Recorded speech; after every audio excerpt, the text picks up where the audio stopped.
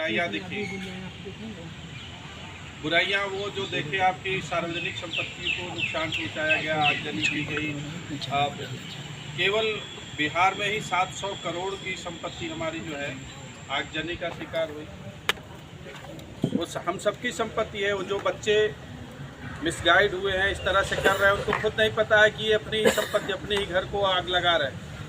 ऐसा नहीं कोई पैसा बाहर से भेजता है, बाहर से आता है और उससे बनता है। हम सबका है, टैक्स हम सब पे लगता है।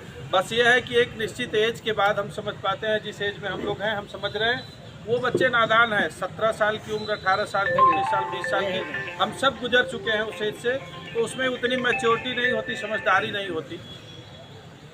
तो उन्होंने आगजनी सार्वजनिक संपत्तियों को, चाहे रेलवे हो, रोडवेज हो या विद्युत व्यवस्था हो, हमारे पुलिसकर्मियों को भी कुछ जगह जो है चोट आई। तो ये तो इसका जो है स्याह पक्ष है, बुराई वाला पक्ष है। अच्छाई का पक्ष ये है इस आंदोलन में कि अभी भी हमारे देश में इतने युवा हैं जो देश सेवा में जाना चाहते हैं। कम से कम इसी माध्यम से तो जोश दिखा, सब तैयार हैं मरने के लिए देश के रक्षा में। तो ये बड़ी अच्छी बात है कि अभी भी देश की सेवा करने के लिए इतने सारे लोग तैयार हैं। बस थोड़ी सी उसमें प्रॉब्लम, समस्या आ गई है, बुराई आ गई है, तो उनको मिसगाइड कर दिया गया। वो बच्चे खुद इस एज के नहीं है कि हम उनसे बहुत समझदारी की अपेक्षा करें, लेकिन कम से कम जैसा नायब साहब ने बताया, और वो बच्चा बहुत बढ़िया बोला, सभी हमारे पीछे जो वक्ता है बड़ा बढ़िया बोले। इस एज में समझदारी की उतनी अपेक्षा उनसे नहीं होती, बल्कि आपसे होती है, गार्जियन से होती है। और परिवार जो है किसी व्यक्ति का प्राथमिक पाठशाला होता है।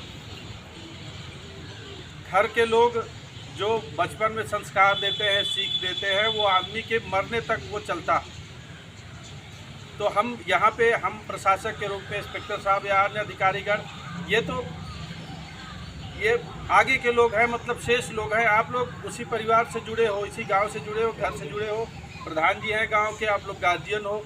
तो आप जितने प्रभावी होगे उतने प्रभावी हम नहीं होंगे, और आपका जो प्रभाव पड़ेगा बच्चों पे वो सकारात्मक होगा।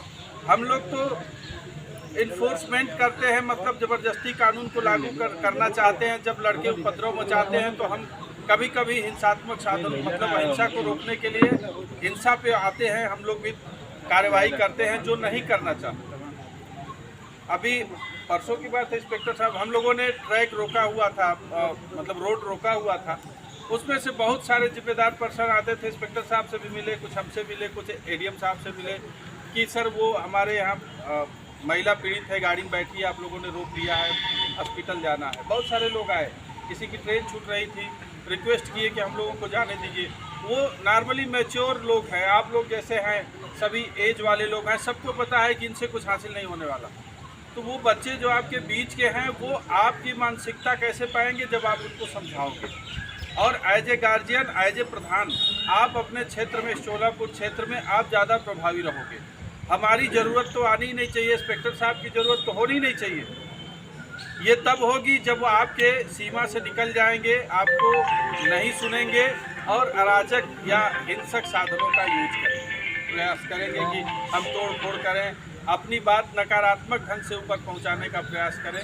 तो ये हमारी ज़रूरत होती है, और हम फिर अपने तरीके से प्रयास करते हैं कि चीज़ों को शांत कराया जा सके। जैसा इंस्पेक्टर साहब ने बताया कि हमारे पास बहुत सारे साधन हैं, हम लोगों ने बहुत सारे लोगों की एक एक चीज़ अभी से इकट्ठा कर ली है कि अगर इन फ्यूचर, भविष्य में, कल परसों में इस तरह का होता है तो इनके ऊपर हम कैसे कैसे लगाम लगाएंगे।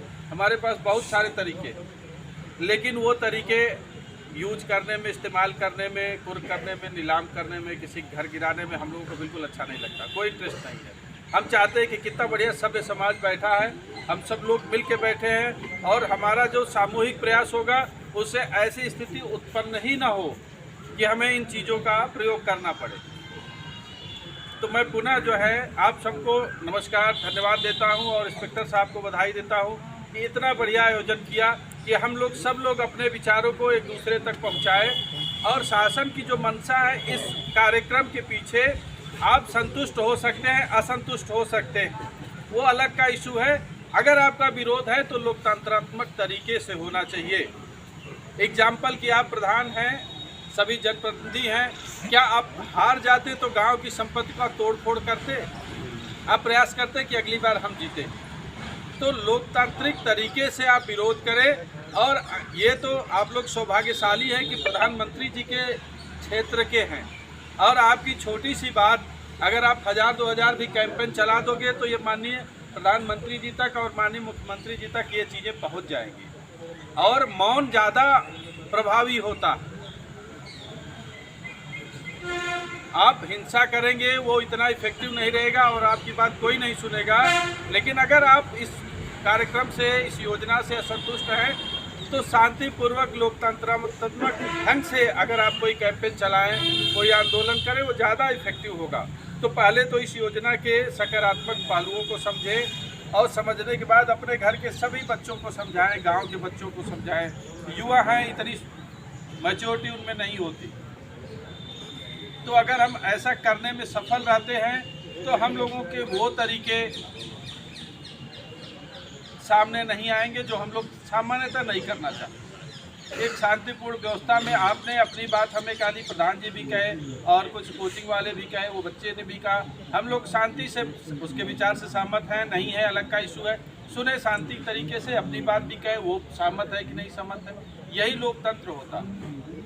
तो बच्चे अगर कुछ सहमत है अच्छी बात है, जो नहीं सहमत है अपनी जो है बात रखें, लोग मंच पे आके रखें, बढ़िया से रखें। हमको ज्ञापन दे, इंस्पेक्टर साहब को दे, और बड़े स्तर पे ज़्यादा लोग इकट्ठे हों तो डीएम साहब को दे, और बड़े मंच पे तो हमारे यहाँ तो प्रधानमंत्री जी भी आते हैं, मुख्यमंत्री जी हर सप्ताह 10 दिन में आ जाते हैं। तो इतना बढ़िया हमारे पास मंच है कि हम अपनी बात शीर्ष स्तर पर पहुँचा सकें। तो इस तोड़ फोड़ की, इस तरह की आगजनी की कोई ज़रूरत ही नहीं हमें।